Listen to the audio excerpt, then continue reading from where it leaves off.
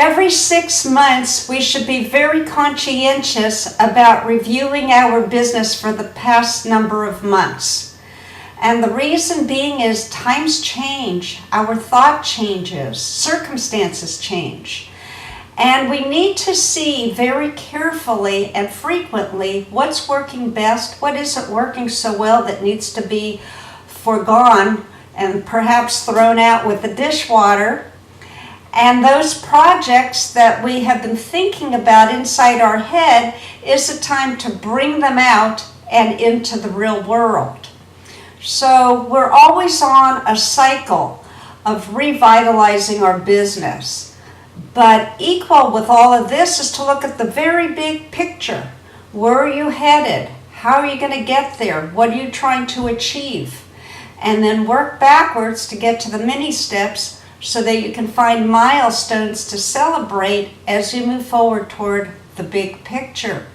And in so doing, too, to stay in business longer and more profitably, look at all of your expenses and all the time spent, whether it was a monetary effort or just hours spent. Review each project and see whether it was worth it, what the returns will be. Should you keep on with it? In many instances, new services come about, or there are services of which we weren't aware. In my own case, I was using a few services online that weren't performing very well for me, and they were costing a fair amount of money. Over the course of this year, I have actually changed a number of services and reduced my costs substantially. So I'm not an accountant, I have a creative mind, but I do know that the ROI is extraordinarily important for a business to stay in business.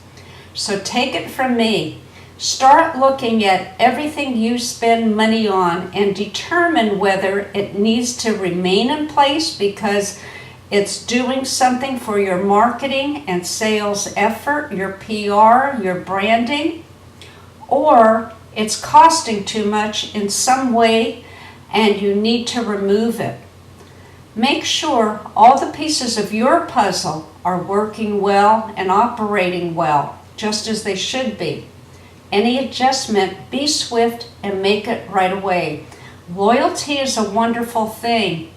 But when something doesn't work well, you need to look for alternate routes. And when you have all the pieces in place and they're working well, guess what? You're headed for a very smooth sale. Should you like more information about sales techniques as they apply to the entrepreneurial and corporate worlds, or as they apply to the interviewing process, you will find much sales advice in either of my best-selling books, Nice Girls Do Get the Sale, Relationship Building That Gets Results, and Hired, How to Use Sales Techniques to Sell Yourself on Interviews.